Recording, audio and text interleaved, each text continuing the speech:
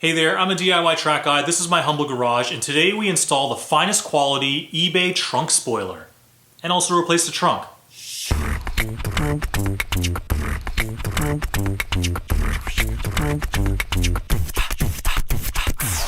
A while ago, an early subscriber to the channel, Steve-O, suggested this. Maybe install a rear trunk lip next? Well, yeah, that's a great idea. Here it is. I actually wanted to do this before because I like the look, but my 1990 Miata came from the factory with that trunk-mounted black luggage rack thing that's bolted through the deck. And there'd be these holes that I'd have to fill and do some body work to fix before installing this, which I kind of didn't want to do.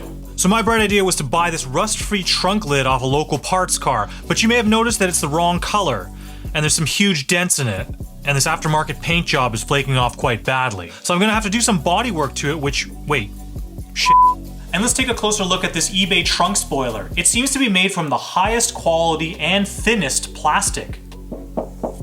Now, it didn't come with this carbon fiber wrap. I had to do that myself off camera, but you've seen me do half-ass jobs wrapping small parts before in videos like this. Granted, some people think that carbon fiber wrap looks pretty tacky, and I don't disagree, but this is what the original finish looks like, and I had some of this vinyl hiding in my stash. So feel free to leave a scathing negative comment below and rage quit this video.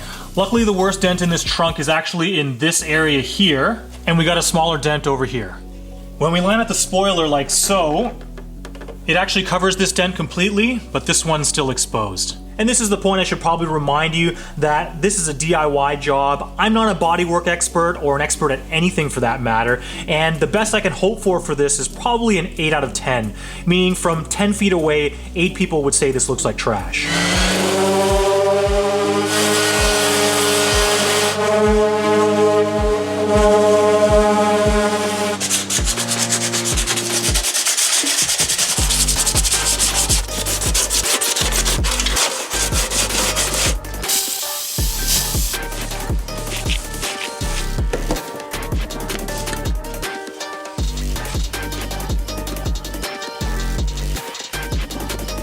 I recently discovered that if you have one of these Bondo spreaders, the color of this should match the color of the mixed up Bondo. In the video, it probably doesn't look the same, but in real life, it actually looks pretty close.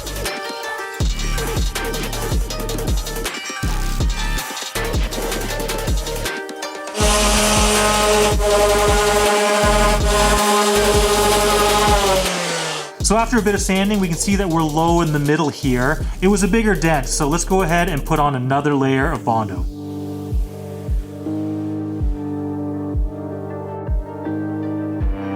And after a few coats of Bondo, it's almost level. I just gave it a quick spray with some scrap spray paint, and then I'll give a final sand to see if there's any obvious low spots.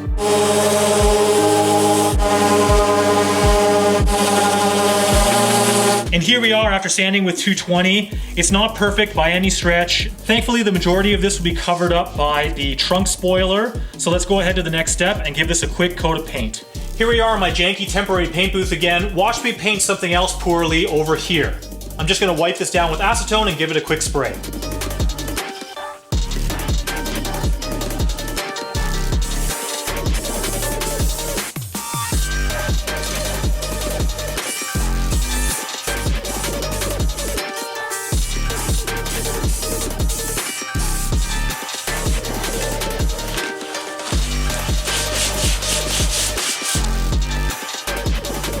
All right, let's be brutally honest with the quality of this repair. So this is the smaller dent, and even though I filled it, you can still see that there's an outline of where the Bondo is, sort of a ridge around the crater of the dent. And this is where the bigger dent was, and you can see the same pattern where the ridge of the Bondo is very visible. There are some pinholes as well. It's not great.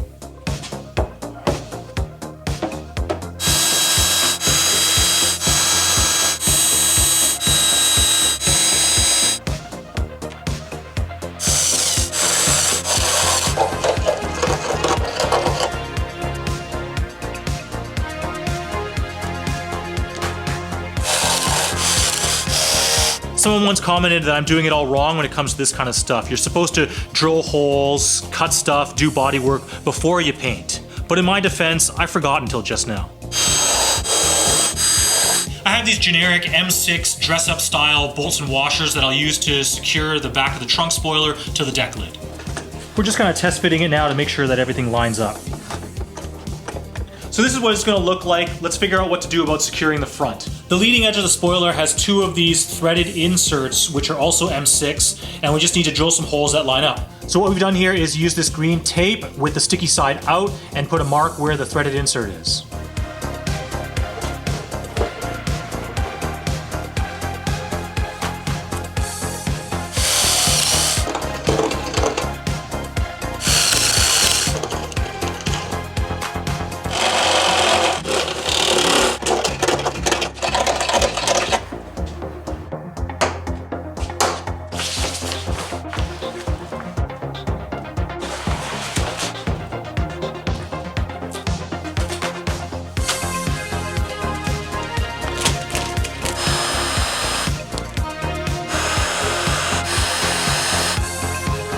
Man, vinyl wrapping is one of those things that looks so easy when the pros do it, but it always kicks my ass every single time. But anyway, the deck lid looks pretty good, but over here trying to get it to go around this bend was impossible for me. I was getting so many wrinkles that I ended up cutting it off and then putting another piece below it, which looks super terrible like this, but once I put the trunk spoiler on, it should cover up the seam.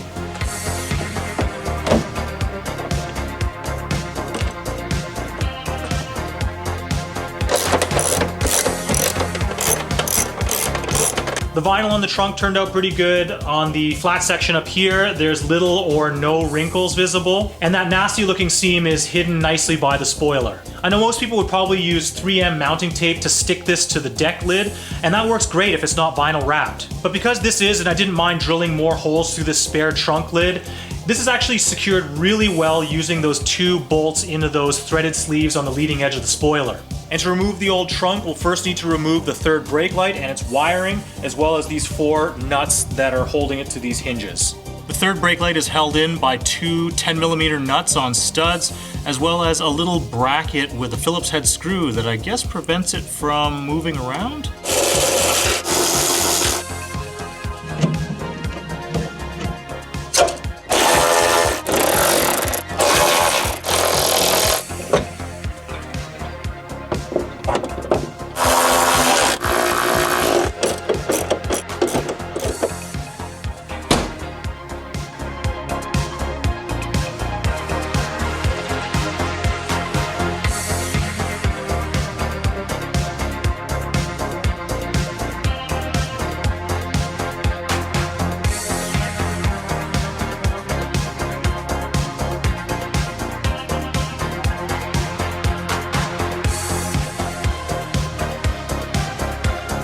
And that was overly complicated and unnecessary. If you're thinking about doing this job, just stick it on with some 3M double-sided mounting tape and call it a day.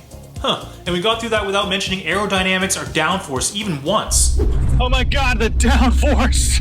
You're awesome, I'm useless, thanks for watching!